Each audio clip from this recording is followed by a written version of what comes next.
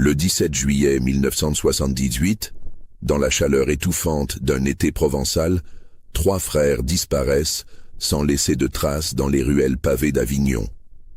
Olivier, 9 ans, Philippe, 11 ans, et Stéphane, 13 ans, membre de la famille Castillon, s'évaporent en plein festival de théâtre devant les milliers de spectateurs qui envahissent chaque année la Cité des Papes. 26 ans plus tard, en 2004, des ouvriers découvrent une boîte de métal rouillée cachée sous les planches d'une maison centenaire du quartier de la Balance. À l'intérieur, des objets personnels et un journal intime collectif révèlent une vérité si troublante qu'elle ébranle les fondements mêmes de ce que nous croyons savoir sur la nature humaine. Comment 3 enfants ont-ils pu disparaître au cœur de la ville la plus surveillée de France pendant son événement le plus important? Et pourquoi leur histoire n'a-t-elle ressurgi qu'un quart de siècle plus tard? Avant de continuer avec cette histoire perturbante, si vous appréciez les enquêtes mystérieuses réelles comme celle-ci, abonnez-vous à la chaîne et activez les notifications pour ne manquer aucun nouveau cas. Maintenant, découvrons comment tout a commencé. L'été 1978 s'annonçait comme tous les autres pour la famille Castillon, installée au 47 rue de la République, dans un appartement de 3 pièces, au 2e étage, d'un immeuble haussmannien typique du centre-ville d'Avignon. Marcel Castillon, 42 ans, travaillait comme contremaître au service technique de la mairie depuis 15 ans. Homme méticuleux et respecté, il connaissait chaque recoin de la ville, chaque événement organisé, chaque modification urbaine prévue. Sa femme Colette, institutrice de 38 ans à l'école primaire Frédéric Mistral, était reconnue pour sa patience et sa bienveillance envers les enfants du quartier. Les 3 garçons Castillon incarnaient parfaitement l'esprit provençal de leur époque. Stéphane, l'aîné de 13 ans, était un adolescent sérieux qui venait d'entrer en 4e au lycée Frédéric Mistral. Grand pour son âge, il arborait des cheveux bruns coupés courts et portait toujours un petit carnet dans la poche arrière de son jean Levi's, habitude qu'il avait développée pour noter ses observations sur le monde qui l'entourait. Philippe, 11 ans, était le médiateur de la fratrie, toujours prompt à désamorcer les conflits entre ses frères. Plus petit et plus rond que Stéphane, il possédait un sourire contagieux et une facilité naturelle pour se faire des amis. Olivier, le benjamin de 9 ans, était le rêveur de la famille. Fasciné par les histoires, il passait des heures à écouter les récits de touristes étrangers dans les cafés du centre-ville, s'imaginant voyager vers des pays lointains. La famille Castillon vivait selon un rythme bien établi. Marcel partait chaque matin à 6h30 pour superviser les équipes de nettoyage avant l'arrivée des premiers touristes. Colette préparait le petit déjeuner pour les garçons avant de se rendre à l'école. Les après-midi d'été, pendant les vacances scolaires, les 3 frères avaient l'habitude de parcourir la ville ensemble, explorant les moindres recoins de la cité historique. Leurs parents leur faisaient confiance. Avignon était une ville sûre, et Stéphane, responsable pour son âge, veillait toujours sur ses cadets. Le festival de théâtre d'Avignon, qui se déroulait chaque juillet depuis 1947, transformait radicalement leur ville natale. Les rues se remplissaient d'artistes, de spectateurs venus de toute l'Europe, de musiciens de rue et de compagnies théâtrales installées dans chaque lieu disponible. Pour les enfants d'Avignon, le festival représentait un terrain de jeu extraordinaire. Ils connaissaient par cœur les horaires des représentations gratuites, les meilleurs endroits pour observer les répétitions, les artistes les plus généreux qui acceptaient de discuter avec les curieux. Les frères Castillon étaient particulièrement attirés par les spectacles de rue. Chaque jour, ils établissaient un programme précis. Spectacle de marionnettes, place de l'Horloge à 14h, représentation de mime dans la cour du Palais des Papes à 16h, concerts improvisés sur les remparts à 18h. Ils avaient développé une véritable expertise, connaissant les horaires, les lieux, même les habitudes des artistes réguliers qui revenaient chaque année. Marcel et Colette encourageaient cette passion culturelle. Ils considéraient que le festival offrait à leur fils une éducation artistique exceptionnelle, impossible à obtenir ailleurs. Chaque soir, autour du dîner, les garçons racontaient leurs découvertes de la journée.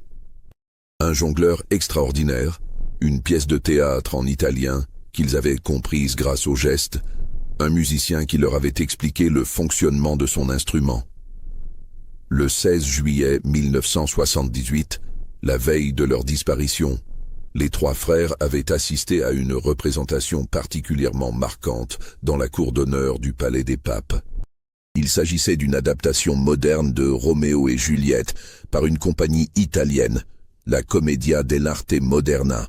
Le spectacle avait profondément impressionné Olivier, qui n'avait cessé de parler de la beauté des costumes et de la musique. Stéphane avait pris des notes dans son carnet, décrivant la mise en scène et les techniques d'éclairage. Philippe avait surtout retenu l'émotion transmise par les acteurs, malgré la barrière de la langue. Ce soir-là, pendant le dîner, Marcel avait remarqué l'enthousiasme inhabituel de ses fils. Il parlait d'un projet secret qu'il préparait, quelque chose en rapport avec le festival, mais refusait de donner des détails. Colette avait souri, pensant qu'ils organisaient peut-être un petit spectacle pour la famille, comme ils l'avaient fait l'année précédente. Aucun des parents n'avait insisté, respectant ce besoin d'autonomie typique de l'enfance. La chaleur cette nuit-là était particulièrement oppressante. Les fenêtres restaient ouvertes, laissant entrer les bruits de la rue. Conversations tardives de festivaliers, musique lointaine, rires d'étudiants remontant vers leur logement. Avignon ne dormait jamais vraiment pendant le festival, et cette ambiance électrique contribuait à l'excitation permanente des habitants. Le 17 juillet 1978 débuta comme tous les matins d'été à Avignon. Marcel Castillon quitta l'appartement à 6h30 précise, ses clés de service tintant dans la poche de sa chemise bleu ciel. La température avoisinait déjà les 25 degrés, annonçant une journée caniculaire. Les rues étaient jonchées des détritus de la veille. Programmes froissés, bouteilles de bière, mégots de cigarettes que les équipes de nettoyage municipal s'empressaient de ramasser avant l'arrivée des premiers touristes. Colette prépara le petit déjeuner habituel. Café au lait, tartines de pain de mie grillé avec de la confiture d'abricot maison, jus d'orange pressé. Les trois garçons descendirent vers 8 heures, encore ensommeillés mais déjà excités par leur programme de la journée. Stéphane portait un t-shirt blanc et un short en jean. Philippe, un polo rouge et un bermuda beige. Olivier, une chemisette à carreaux bleus et un pantalon de toile claire. Tous trois avaient au pied leurs baskets Adidas, les mêmes modèles qu'ils avaient reçus à Noël. Pendant le petit déjeuner, ils discutèrent de leurs plans.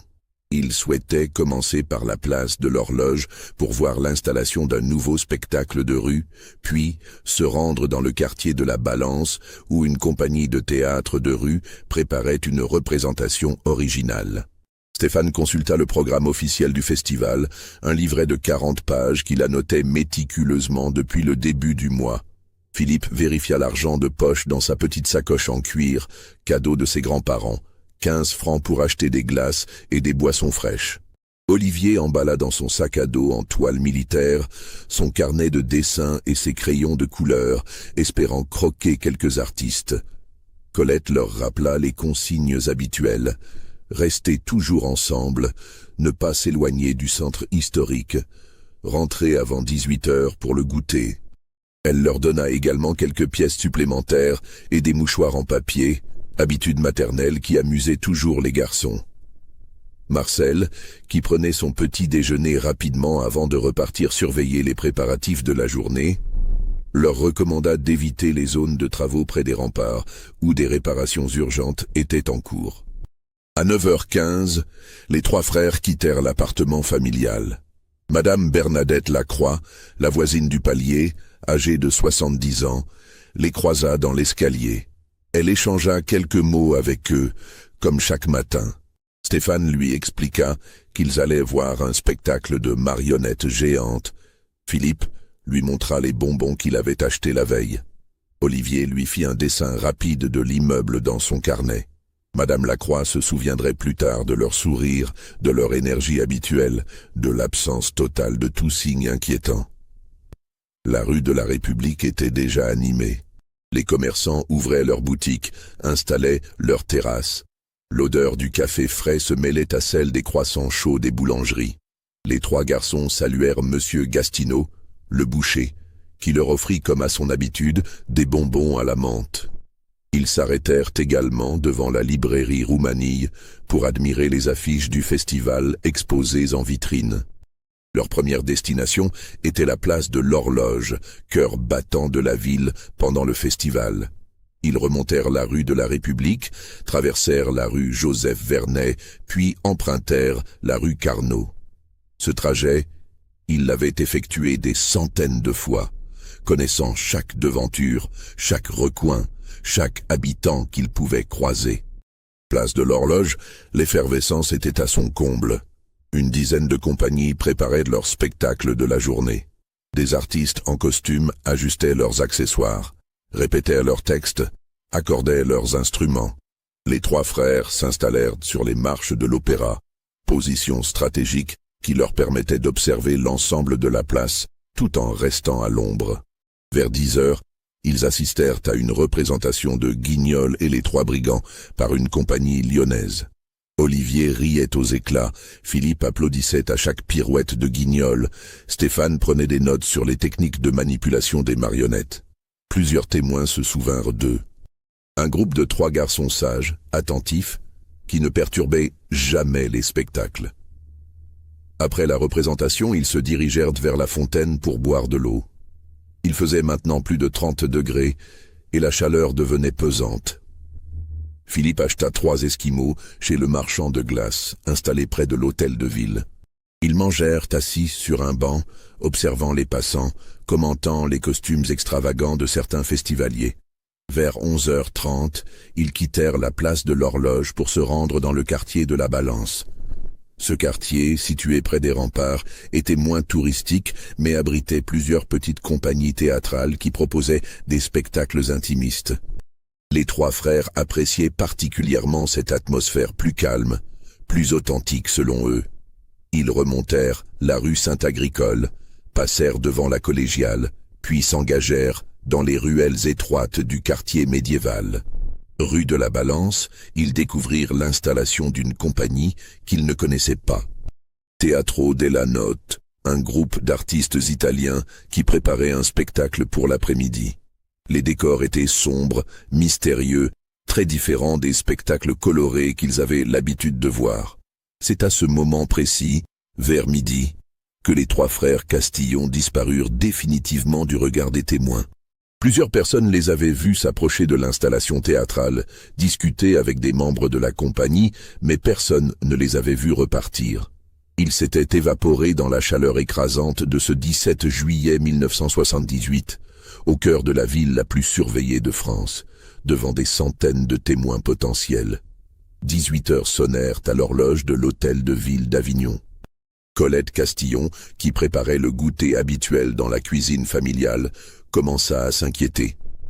Ses trois fils n'étaient jamais en retard, surtout pas le soir du goûter, moment sacré de la journée où ils racontaient leurs aventures culturelles.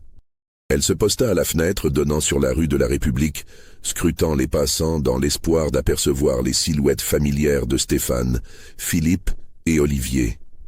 18h30. L'inquiétude de Colette se transformait en angoisse. Elle téléphona au service technique de la mairie pour joindre Marcel. La standardiste, Madame Fernandez, lui expliqua que son mari était en réunion avec le coordinateur du festival pour organiser les dispositifs de sécurité du soir. L'urgence dans la voix de Colette la poussa à interrompre la réunion. Marcel, habitué à la ponctualité de ses fils, comprit immédiatement la gravité de la situation. À 19h, Marcel Castillon arpentait déjà les rues du centre-ville, interrogeant tous les commerçants, tous les témoins potentiels. Sa connaissance parfaite de la ville et des rouages du festival lui permettait de mener des recherches méthodiques. Monsieur Gastineau, le boucher, confirma avoir vu les trois garçons dans la matinée, vers 9h15. La libraire de chez Roumanille se souvenait également de leur passage. Mais personne ne les avait aperçus depuis midi. Colette, de son côté, contactait toutes les familles du quartier, tous les amis de ses fils. Elle téléphona à l'école, au club de football où Philippe s'entraînait, à la bibliothèque municipale où Stéphane empruntait régulièrement des livres. Partout, La même réponse. Personne ne les avait vus depuis le matin. À 20h, Marcel se présenta au commissariat central d'Avignon, situé boulevard Limbert. L'agent de permanence, brigadier Morin, accueillit sa déclaration avec le sérieux requis. 3 enfants disparus en plein festival représentaient une urgence absolue.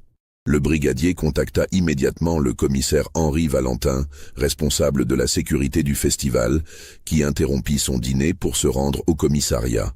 Le commissaire Valentin, 45 ans, dirigeait les opérations de sécurité du festival d'Avignon depuis 8 ans. Ancien inspecteur de la police judiciaire parisienne, il avait été muté en Provence pour prendre sa retraite dans un cadre plus paisible. Le festival lui avait appris que la tranquillité provinciale était toute relative. Chaque année, il gérait des dizaines de disparitions temporaires. Festivaliers égarés, adolescents en fugue, touristes perdus dans le dédale des ruelles médiévales. Mais la disparition simultanée de 3 frères originaires d'Avignon relevait d'une toute autre catégorie. La première phase de l'enquête débuta immédiatement. Le commissaire Valentin mobilisa toutes les équipes disponibles, police municipale, CRS affectés au festival, gendarmerie départementale. À 21h, plus de 40 agents ratissaient systématiquement le centre historique. Ils interrogeaient tous les artistes, tous les organisateurs, tous les spectateurs qu'ils pouvaient identifier. L'enquête révéla rapidement le parcours matinal des 3 frères. Plusieurs témoins confirmèrent leur présence place de l'Horloge jusqu'à 11h30. Le marchand de glace se souvenait parfaitement de Philippe, qui avait payé 3 esquimaux avec exactement la monnaie nécessaire. Les organisateurs du spectacle de marionnettes les avaient remarqués dans le public, sagement assis sur les marches de l'opéra. Mais à partir de midi, plus aucune trace. Les recherches se concentrèrent sur le quartier de la Balance, dernière zone où ils avaient été aperçus. Les enquêteurs découvrirent l'installation de la compagnie Teatro della Notte, mais les artistes italiens affirmèrent n'avoir eu aucun contact avec des enfants français. Ils préparaient leur spectacle, concentrés sur leurs répétitions, et n'avaient pas prêté attention aux passants. La nuit du 17 au 18 juillet fut entièrement consacrée aux recherches. Des projecteurs éclairèrent les berges du Rhône, où les plongeurs de la protection civile explorèrent le fleuve malgré l'obscurité. Les égouts furent inspectés, les caves des immeubles anciens fouillées, les toits des bâtiments historiques vérifiés. Aucun indice ne fut découvert. Le 18 juillet au matin, l'enquête prit une dimension départementale. Le procureur de la République ordonna l'ouverture d'une information judiciaire pour enlèvement de mineurs. Le juge d'instruction, Maître Bonnefoy, spécialisé dans les affaires impliquant des enfants, fut désigné pour diriger l'enquête. Les gendarmes de la section de recherche de Marseille rejoignirent les équipes locales. Marcel et Colette Castillon passèrent leur première nuit blanche. Ils avaient transformé leur appartement en centre de coordination, recevant les appels de témoins potentiels, organisant les recherches bénévoles. Leurs voisins, leurs amis, leurs collègues se mobilisèrent spontanément. Madame Lacroix, la voisine âgée, ne quittait plus son poste d'observation à la fenêtre, scrutant chaque passant dans l'espoir d'apercevoir les 3 garçons. Les médias locaux s'emparèrent de l'affaire. Le journal La Provence titra en une. 3 frères disparaissent pendant le festival d'Avignon. France Bleu Vaucluse diffusa leur signalement toutes les heures. Les radios nationales reprirent l'information, transformant la disparition des frères Castillon en fête d'hiver nationale. Les jours suivants révélèrent l'ampleur des moyens déployés pour retrouver les 3 frères.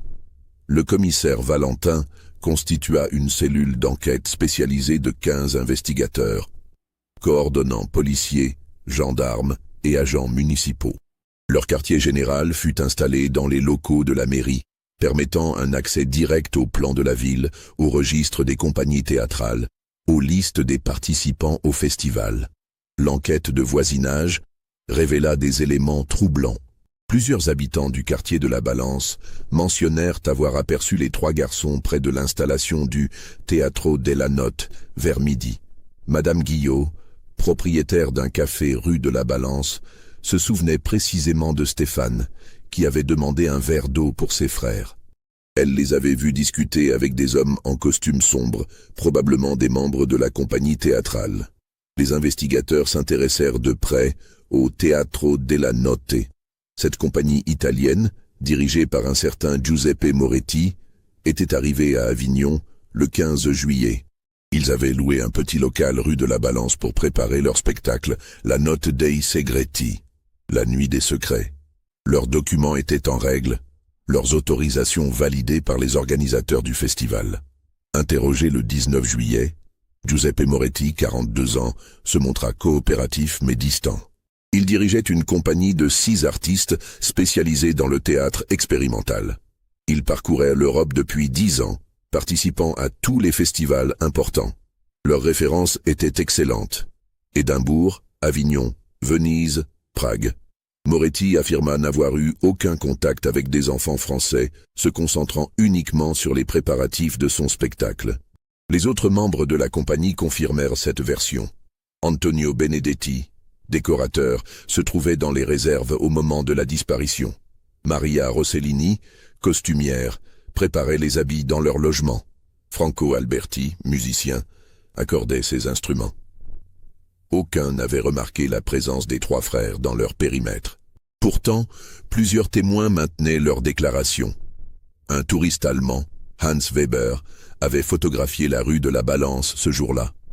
Sur ces clichés, développés le 20 juillet, on distinguait nettement 3 silhouettes d'enfants près de l'installation théâtrale. L'expertise technique confirma qu'il s'agissait bien des frères Castillon, photographiés à 11h58 selon l'horodatage de l'appareil. Cette découverte relança l'enquête. Les enquêteurs fouillèrent minutieusement les locaux du Teatro della Notte. Ils ne découvrirent aucun indice compromettant. Des décors de théâtre, des costumes, des instruments de musique, des textes en italien. Tout paraissait normal, professionnel, en accord avec l'activité déclarée de la compagnie. Les recherches s'étendirent aux alentours d'Avignon.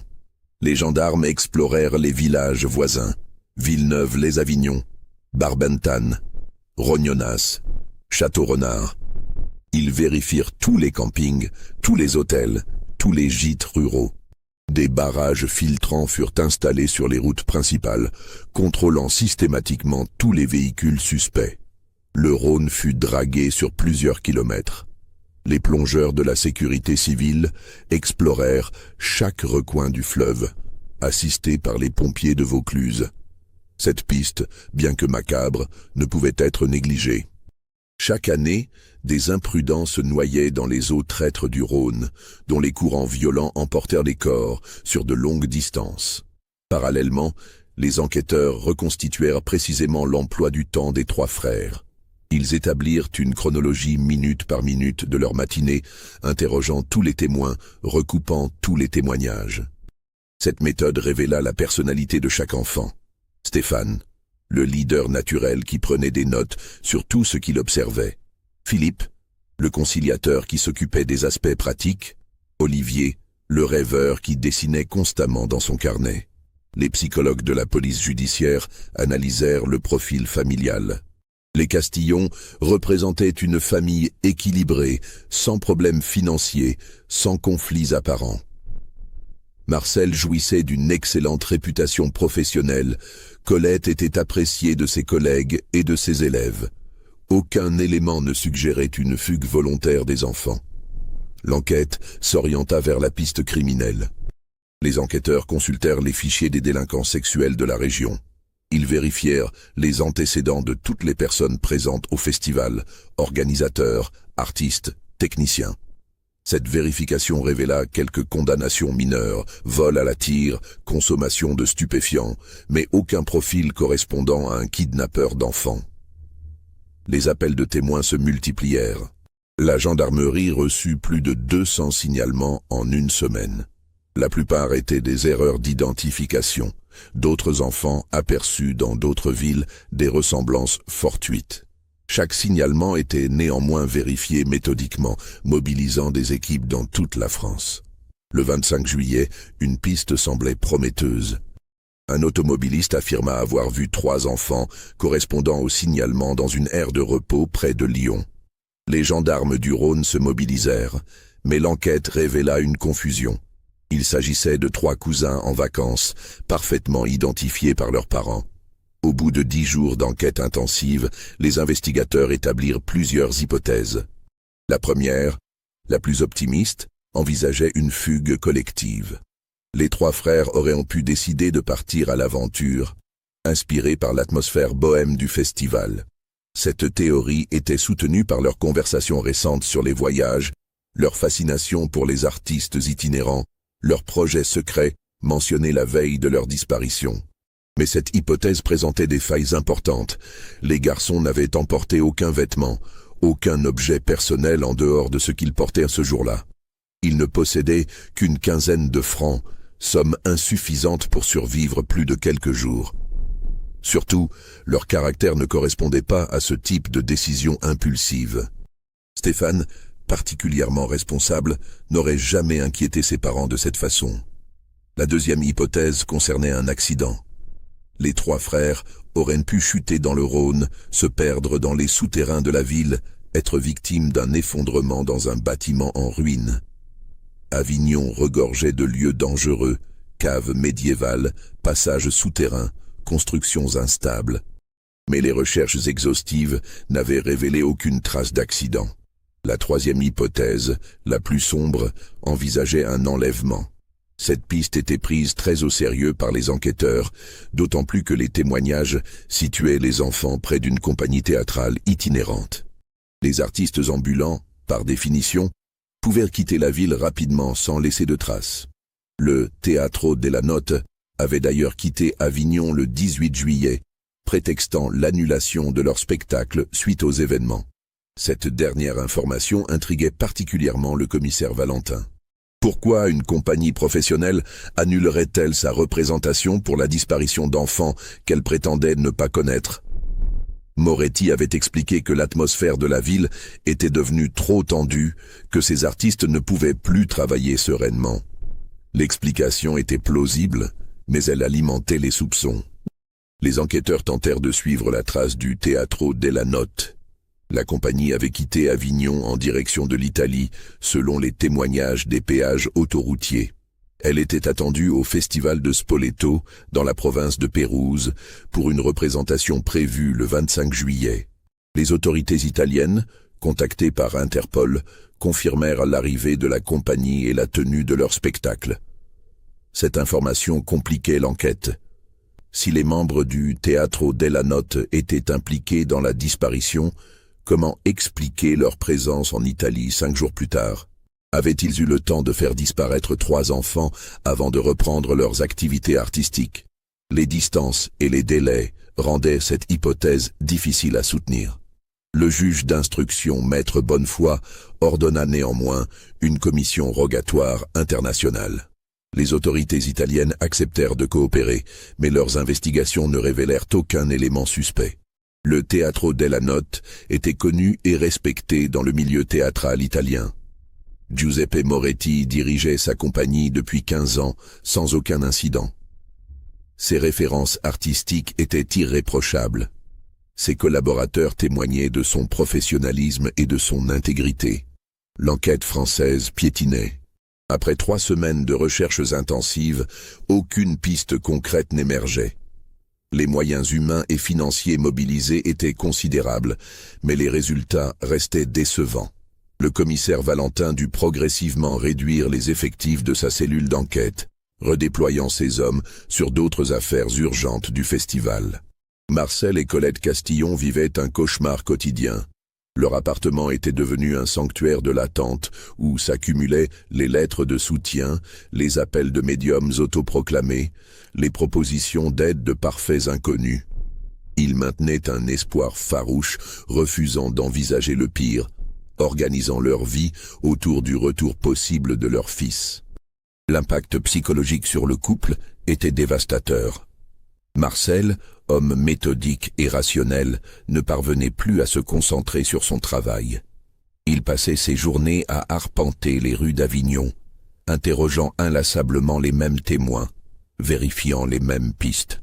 Colette, épuisée par l'angoisse permanente, avait demandé un congé sans solde à l'Éducation nationale. Elle ne supportait plus le regard compatissant de ses collègues, les questions bien intentionnées des parents d'élèves. Le festival se termina le 31 juillet dans une atmosphère assombrie par la disparition. Les organisateurs avaient maintenu le programme, mais l'enthousiasme habituel était terni.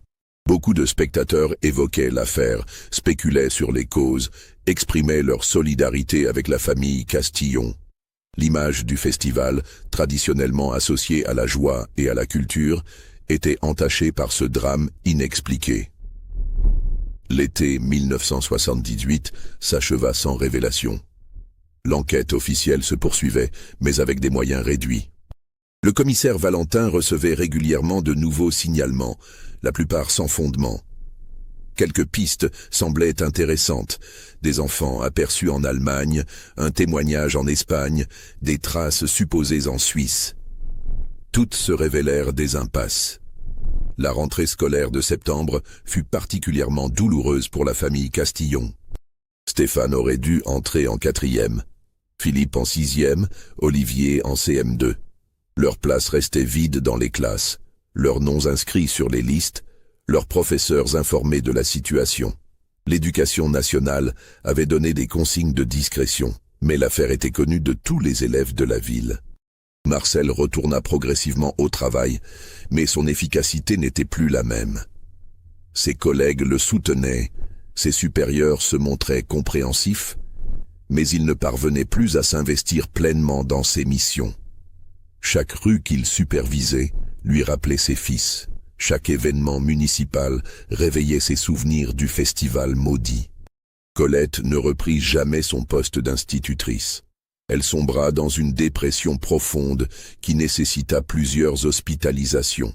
Les psychiatres de l'hôpital Saint-Jean d'Avignon diagnostiquèrent un syndrome de stress post-traumatique sévère, compliqué par un deuil impossible à faire.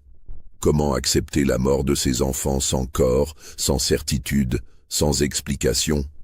L'hiver 1978-1979 fut particulièrement rigoureux pour le couple.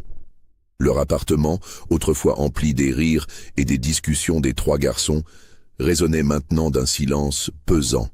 Ils avaient conservé les chambres en l'état, espérant toujours un retour miraculeux. Les vêtements restaient dans les armoires, les jouets sur les étagères, les cahiers d'école sur les bureaux. Le premier anniversaire de la disparition, le 17 juillet 1979, fut marqué par une cérémonie religieuse à la cathédrale Notre-Dame des Dômes. L'évêque d'Avignon célébra une messe pour les trois frères, rassemblant plusieurs centaines de personnes. Marcel et Colette, vieillis de 10 ans en 12 mois, reçurent les témoignages de sympathie de toute la ville. Mais cette solidarité, si réconfortante soit-elle, ne comblait pas le vide immense de leur perte. L'enquête policière continua officiellement jusqu'en 1982, date à laquelle le dossier fut classé sans suite, faute d'éléments nouveaux. Le commissaire Valentin, qui avait pris sa retraite entre-temps, légua le dossier à son successeur avec un sentiment d'échec professionnel. En 30 ans de carrière, cette affaire restait son seul échec cuisant, son unique mystère non résolu. Les années 1980 et 1990 virent s'espacer les recherches, mais jamais totalement s'éteindre l'espoir. Marcel et Colette consultaient régulièrement les nouvelles technologies, fichiers informatisés de personnes disparues, bases de données européennes, réseaux d'entraide internationaux. Chaque évolution technique leur redonnait un peu d'espoir, la possibilité de retrouver enfin leur fils. Marcel développa progressivement une dépendance à l'alcool. Les soirées solitaires, les anniversaires manqués, les fêtes de Noël sans enfants le poussèrent vers la bouteille. Son travail en souffrit, ses relations sociales se dégradèrent. En 1985, il fut mis en retraite anticipée pour inaptitude professionnelle. Cette décision administrative marqua sa descente aux enfers. Colette, de son côté, trouvait un échappatoire dans la religion. Elle devint très pratiquante, passant des heures en prière à la cathédrale, participant à tous les pèlerinages, espérant une intervention divine. Ses voisins la décrivaient comme une femme brisée, vieillie prématurément, qui parlait encore de ses fils au présent comme s'ils allaient rentrer pour le dîner. La décennie 1990 marqua une période de résignation douloureuse. Marcel et Colette Castillon, maintenant âgés respectivement de 54 et 50 ans, avaient appris à vivre avec l'absence. Leur couple, ébranlé par 20 ans de souffrances partagées, tenait par la force de l'habitude et la peur de la solitude. Marcel avait trouvé un équilibre précaire dans la routine. Chaque matin, il se rendait au café de la gare où il retrouvait d'autres retraités pour disputer des parties de belote et commenter l'actualité locale. Il évitait soigneusement le centre-ville pendant le festival de juillet, ses rues trop chargées de souvenirs douloureux. Sa consommation d'alcool, sans être excessive, restait régulière, seul moyen de supporter les soirées interminables. Colette avait développé une routine religieuse stricte. Messe quotidienne à 7 heures, récitation du chapelet l'après-midi, participation aux activités caritatives de la paroisse. Cette dévotion lui apportait une paix relative, une acceptation progressive de son épreuve qu'elle interprétait comme une volonté divine incompréhensible, mais qu'il fallait accepter. Leur appartement de la rue de la République était devenu un musée personnel. Les chambres des garçons, transformées en sanctuaires, n'avaient pas changé depuis 1978. Stéphane aurait maintenant 35 ans, Philippe 33, Olivier 31.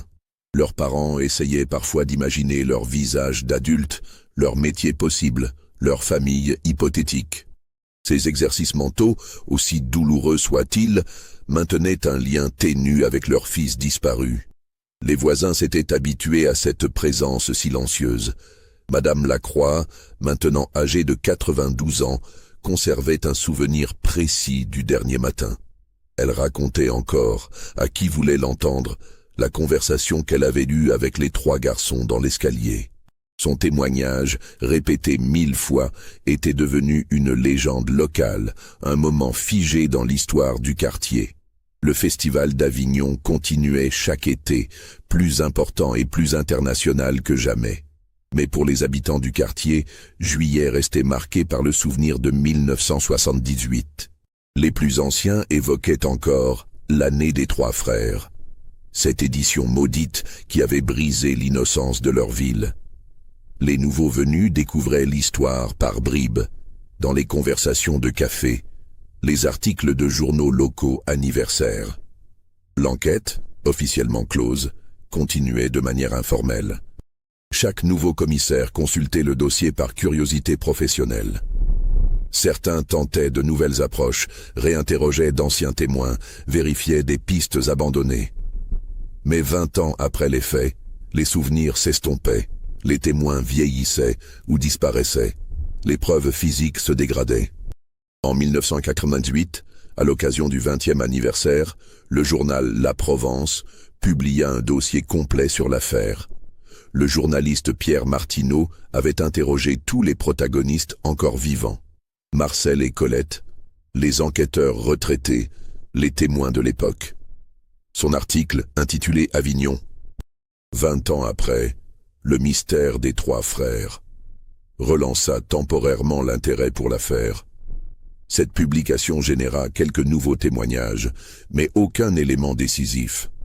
Un touriste allemand retrouva des photographies du festival 1978, mais elles ne montraient rien de compromettant. Une ancienne serveuse du café de la Balance se souvint avoir vu des enfants discuter avec des adultes, mais sa description ne correspondait pas aux frères Castillon. Une voyante marseillaise affirma avoir des visions, mais ces révélations se révélèrent fantaisistes. L'entrée dans le nouveau millénaire apporta de nouveaux espoirs technologiques. Internet permettait la diffusion mondiale d'informations, les bases de données informatiques facilitaient les recoupements, l'analyse ADN révolutionnait les enquêtes criminelles. Marcel et Colette, maintenant sexagénaires, suivaient ces évolutions avec un intérêt mêlé de résignation. En 2003, ils acceptèrent de participer à une émission de télévision consacrée aux disparitions non élucidées. Perdus de vue, sur France 2, présentaient leur histoire à un public national. L'émission généra plusieurs centaines d'appels, principalement de témoignages de sympathie, mais quelques pistes intéressantes. Toutes furent vérifiées par la gendarmerie sans résultat probant. Le printemps 2004 marqua un tournant inattendu dans l'affaire des frères Castillon. Monsieur Émile Raffarin, entrepreneur en bâtiment, avait acheté une maison du XVIIe siècle rue de la Balance, dans le quartier historique d'Avignon. Cette bâtisse, inhabitée depuis 15 ans, nécessitait d'importants travaux de rénovation. Raffarin souhaitait la transformer en chambre d'hôte pour profiter du tourisme lié au festival. Le 23 avril 2004, les ouvriers commencèrent la réfection complète du rez-de-chaussée. La maison présentait les caractéristiques typiques de l'architecture provençale. Murs en pierre calcaire, poutres apparentes, sol en tommettes anciennes. Mais certaines parties nécessitaient une restructuration complète, notamment le salon principal, où l'humidité avait détérioré le plancher en bois. Didier Montagne, chef d'équipe chez Raffarin, dirigeait les travaux de dépose du parquet. Cette opération délicate demandait de la précision pour préserver les poutres maîtresses et éviter d'endommager les murs porteurs. Vers 14 heures, alors qu'il soulevait les dernières planches près de la cheminée ancienne, son pied de biche heurta un objet métallique. Au début, Montagne pensa à une ancienne canalisation ou à un élément de chauffage oublié. Mais en dégageant la terre et les gravats, il découvrit les contours d'une boîte rectangulaire en métal, manifestement enfouie volontairement sous le plancher. L'objet, d'environ 30 cm de long sur 20 de large, était entièrement rouillé par l'humidité et le temps. Intrigué, l'ouvrier appela Raffarin qui se trouvait sur un autre chantier. L'entrepreneur, ancien gendarme reconverti dans le bâtiment, comprit immédiatement l'importance potentielle de cette découverte. Il interrompit les travaux et contacta le commissariat d'Avignon.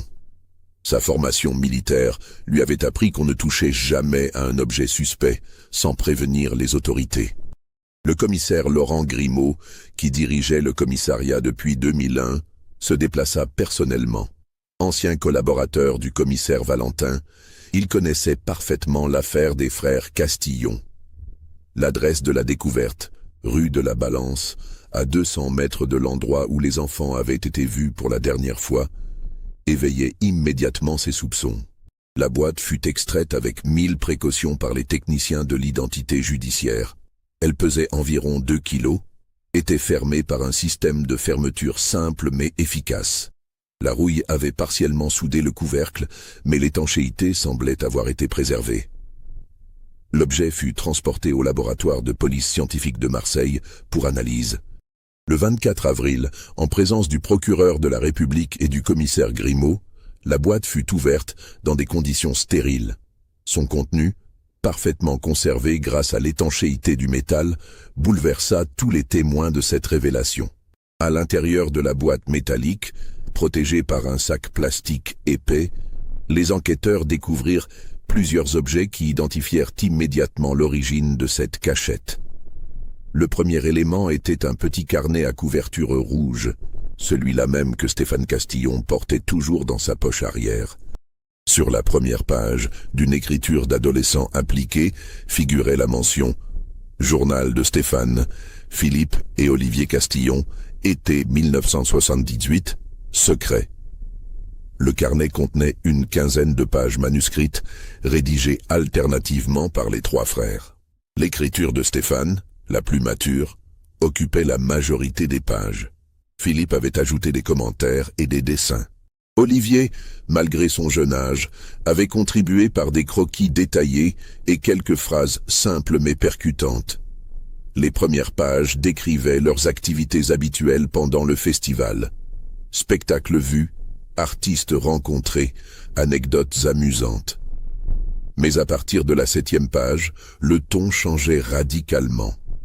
Stéphane avait noté, le 14 juillet 1978, vu quelque chose de bizarre près du théâtre italien, des enfants qui pleuraient dans une camionnette. Philippe dit qu'on doit se mêler de nos affaires, mais moi je trouve ça louche. La suite du journal révélait une enquête amateur menée par les trois frères.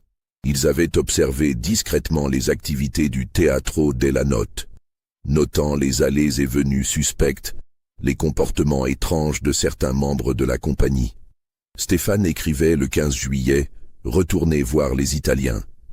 Cette fois, on a vu un homme emmener une petite fille dans le local. Elle avait l'air effrayée. On a attendu 1 heure, elle n'est pas ressortie. Et Philippe avait ajouté, d'une écriture moins assurée, « Stéphane veut qu'on dise tout à papa et maman. Moi j'ai peur qu'on nous croie pas. Les adultes pensent toujours qu'on invente des histoires. » Cette réflexion typique d'un enfant de 11 ans révélait le dilemme dans lequel se trouvaient les 3 frères. Olivier, malgré son jeune âge, avait dessiné avec une précision troublante les visages des hommes qu'ils avaient observés. Ces croquis, d'une qualité remarquable pour un enfant de 9 ans, montraient des détails que seul un témoin direct pouvait connaître. Cicatrices, tatouages, expressions particulières. Un dessin représentait clairement Giuseppe Moretti, reconnaissable à sa moustache caractéristique et à sa casquette de marin. La page du 16 juillet était particulièrement révélatrice. Stéphane avait écrit « Décidez de réunir des preuves avant de parler aux parents. Demain, on va essayer de photographier ce qui se passe. » Philippe a emprunté l'appareil photo de son copain Thomas. « Si on arrive à prendre des photos, papa sera obligé de nous croire. » Cette mention de photographie intriguait les enquêteurs. L'appareil photo des frères n'avait jamais été retrouvé et aucune pellicule compromettante n'était apparue lors de l'enquête initiale. Les 3 garçons avaient-ils réussi à prendre des clichés avant leur disparition? Et si oui, qu'étaient devenues ces preuves? La dernière page du journal, datée du 17 juillet au matin, était glaçante. Stéphane avait noté « Dernier jour du festival pour les Italiens. Ils partent ce soir. Si on veut faire quelque chose, c'est maintenant ou jamais. On va y aller après le spectacle de marionnettes. Olivier a peur, mais il viendra quand même. On est des frères, on se serre les coudes. » Philippe avait ajouté une dernière phrase prophétique. « S'il nous arrive quelque chose, j'espère que quelqu'un trouvera ce carnet et saura la vérité. » Outre le journal, la boîte contenait d'autres objets personnels des 3 frères. La sacoche en cuir de Philippe, avec encore quelques pièces de monnaie de 1978. Le carnet de dessin d'Olivier, avec ses crayons de couleur. Une photo de famille prise lors du dernier Noël, montrant les 3 garçons souriant autour du sapin. Mais l'élément le plus troublant était une enveloppe Kraft contenant 5 photographies en noir et blanc. Ces clichés, pris manifestement en cachette, montraient des scènes que les enquêteurs de 1978 n'avaient jamais imaginées. Des enfants, visiblement terrifiés, dans des situations compromettantes avec des adultes. Des visages d'hommes que les expertises ultérieures identifieraient comme membres ou complices du Teatro della Notte. Les photographies révélaient l'existence d'un réseau pédophile utilisant les festivals européens comme terrain de chasse. Les artistes itinérants bénéficiaient d'une confiance naturelle de la part des familles et des autorités. Leur statut culturel leur donnait accès aux enfants, sans éveiller de soupçons. Le Festival d'Avignon, avec ses milliers de spectateurs et son atmosphère de liberté, constituait un terrain idéal pour leurs activités criminelles. L'analyse des photographies par les services spécialisés révéla des détails accablants.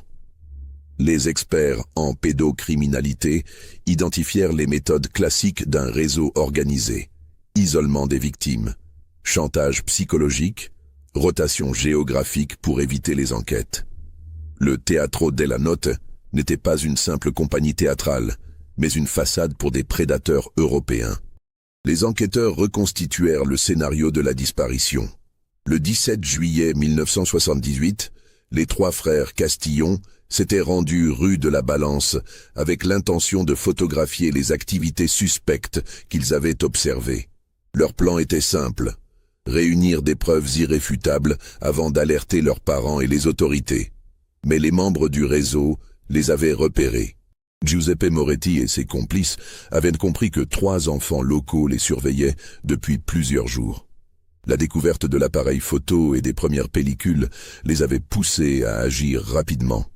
Les frères Castillon représentaient une menace directe pour leurs activités. Le journal révélait que les garçons avaient été attirés dans le local de la compagnie sous un prétexte culturel. Moretti leur avait proposé de visiter leur décor, de rencontrer les acteurs, de comprendre les secrets du théâtre italien. Pour des enfants passionnés par les arts, cette invitation était irrésistible. Une fois à l'intérieur, ils avaient été séquestrés. Le journal ne détaillait pas cette phase, mais les enquêteurs supposaient qu'ils avaient été rapidement neutralisés, peut-être drogués. Leur disparition devait paraître naturelle, une fugue ou un accident, pour ne pas compromettre les activités du réseau. Mais les trois frères avaient anticipé ce danger. Avant de se rendre rue de la Balance, ils avaient caché leur journal et leurs preuves sous le plancher de cette maison abandonnée qu'ils connaissaient pour s'y être réfugiés par temps de pluie. Stéphane, particulièrement prudent, avait prévu cette cachette comme une assurance. L'emplacement était parfaitement choisi. La maison, inoccupée depuis plusieurs années, ne risquait pas d'être fouillée. Le plancher ancien offrait une cachette naturelle. Si leur plan échouait, s'ils ne revenaient pas, quelqu'un finirait par découvrir leurs preuves. Il avait fallu 26 ans, mais leur message était enfin parvenu à destination. Les enquêteurs comprirent également pourquoi la recherche initiale avait échoué. En 1978, personne n'imaginait l'existence d'un réseau pédophile utilisant le milieu artistique comme couverture.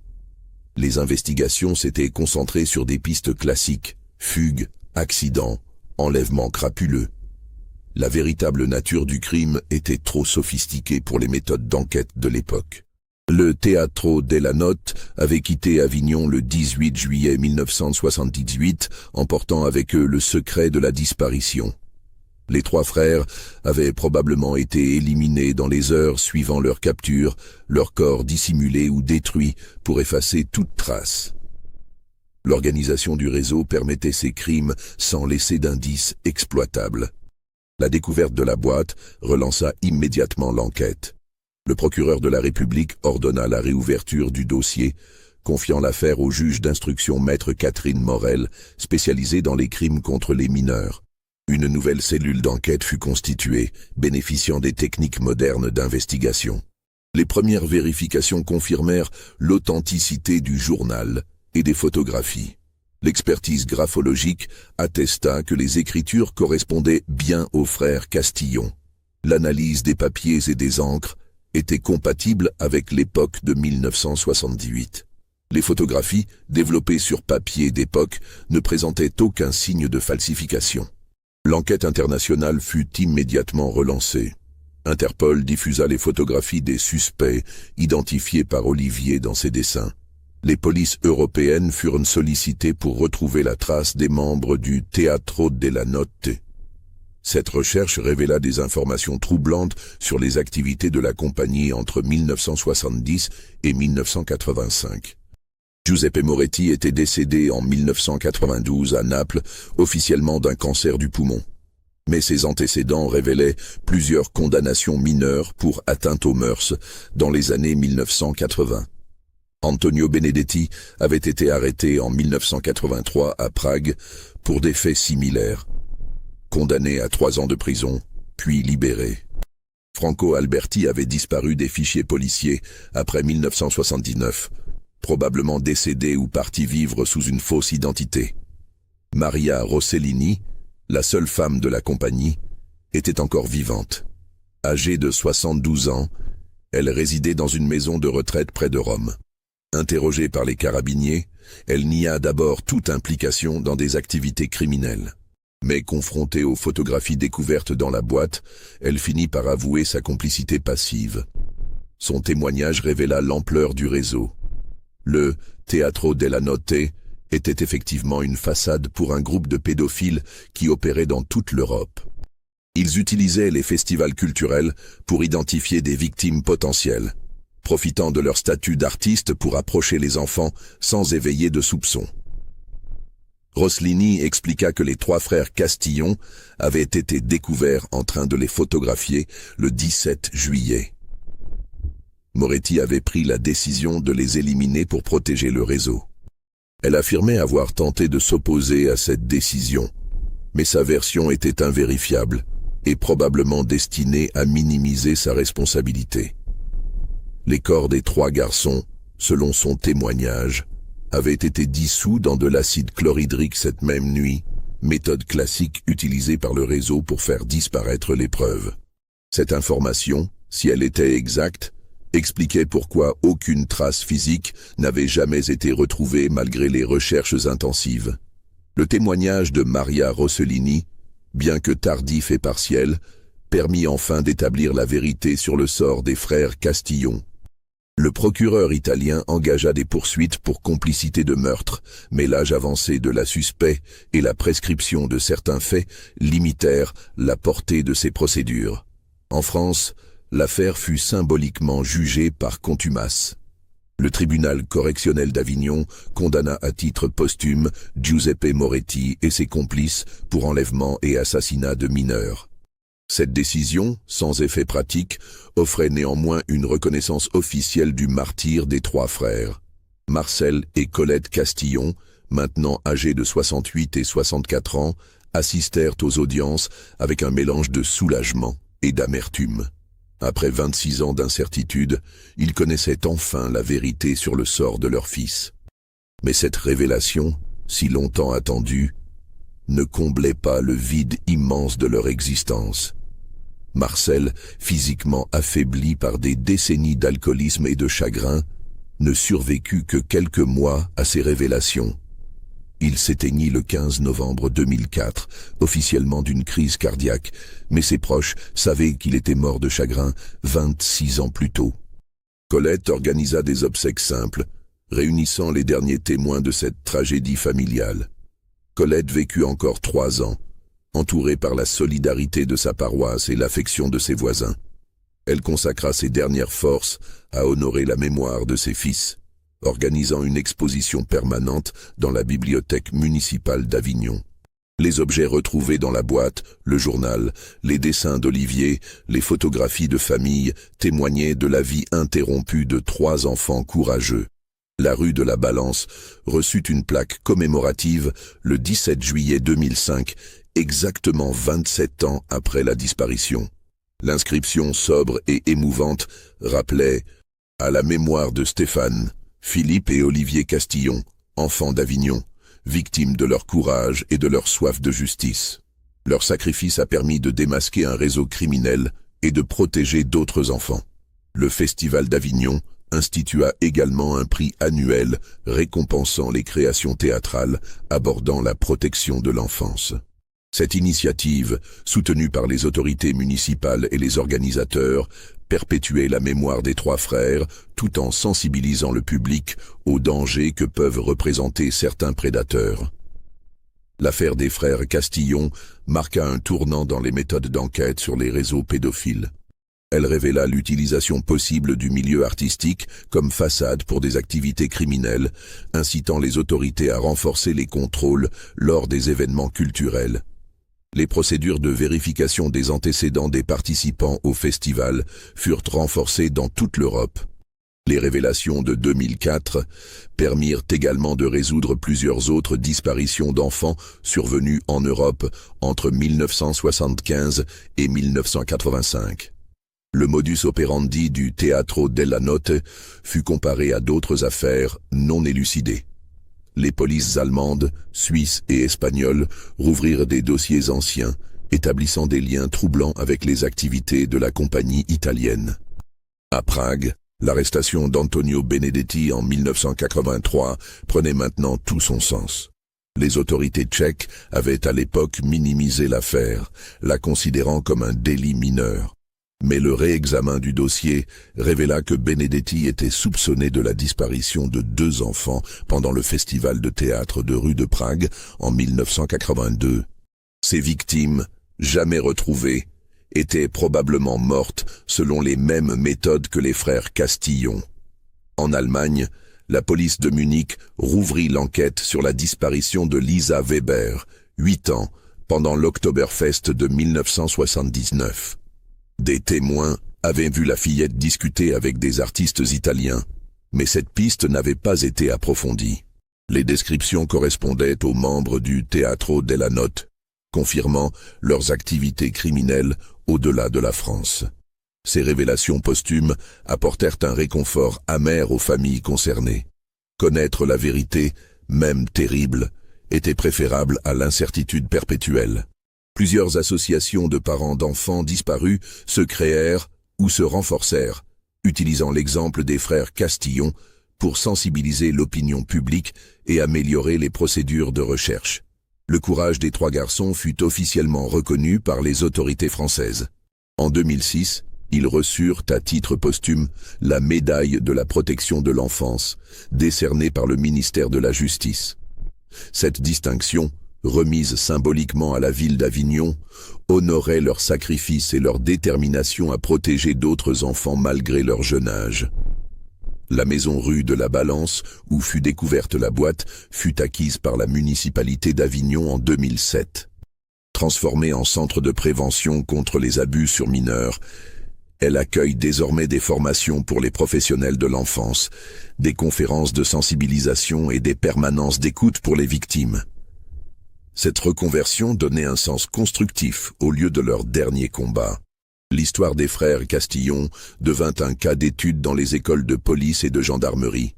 Leur méthode d'observation, leur constitution de preuves, leur anticipation des dangers sont enseignées comme exemple de vigilance citoyenne.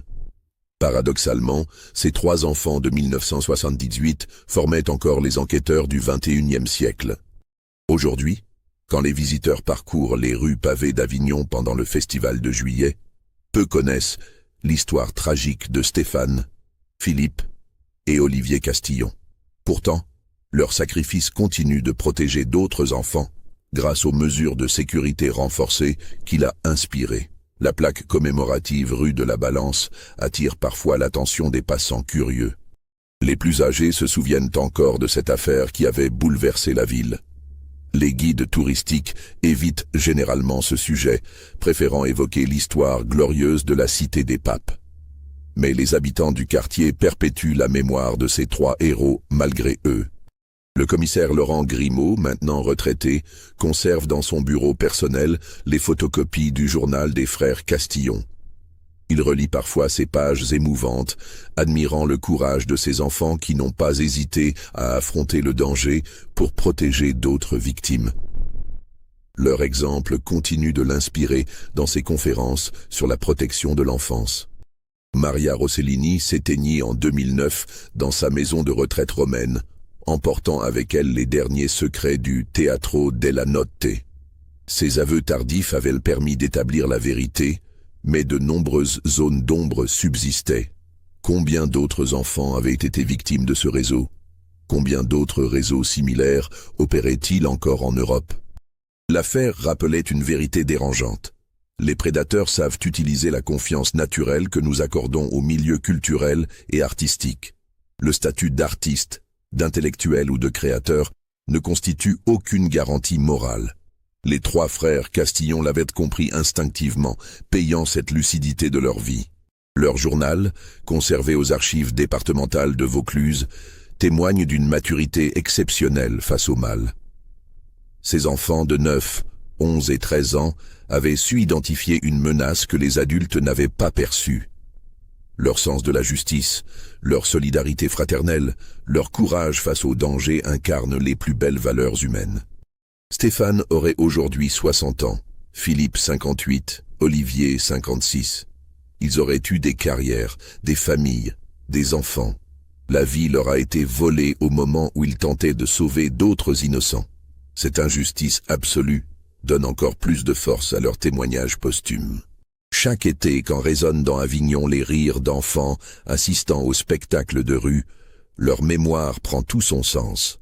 Ces rires insouciants, cette joie culturelle partagée, cette liberté de découvrir l'art en famille sont le plus beau monument à leurs souvenirs. Ils sont morts pour que cette innocence soit préservée. L'histoire de Stéphane, Philippe et Olivier Castillon nous enseigne que le courage n'a pas d'âge, que la justice peut triompher même après des décennies et que la vérité finit toujours par émerger. Leur sacrifice nous rappelle aussi notre responsabilité collective dans la protection des plus vulnérables. Leur boîte de souvenirs, cachée pendant 26 ans sous un plancher vermoulu, contenait bien plus que des objets personnels. Elle renfermait la preuve que 3 enfants ordinaires peuvent accomplir des actes extraordinaires quand ils sont animés par l'amour de la justice et la protection d'autrui. Cette histoire nous montre comment des enfants passionnés par l'art et la culture ont su percer les masques de prédateurs qui utilisaient précisément ce milieu pour commettre leurs crimes. Ils ont payé de leur vie cette clairvoyance, mais leur témoignage continue de résonner aujourd'hui, nous rappelant que la vigilance est le prix de la liberté. Le mystère des trois frères d'Avignon était enfin résolu. Leur vérité, si longtemps enfouie, avait ressurgi pour honorer leur mémoire et protéger d'autres innocents. Qu'avez-vous pensé de cette histoire? Avez-vous pu percevoir les signes tout au long du récit? Partagez vos réflexions dans les commentaires. Si cette enquête approfondie vous a touché, n'hésitez pas à vous abonner à la chaîne et à activer les notifications. Laissez votre like si cette histoire vous a marqué et partagez-la avec quelqu'un qui s'intéresse également à ces affaires réelles qui révèlent à la fois le pire et le meilleur de la nature humaine.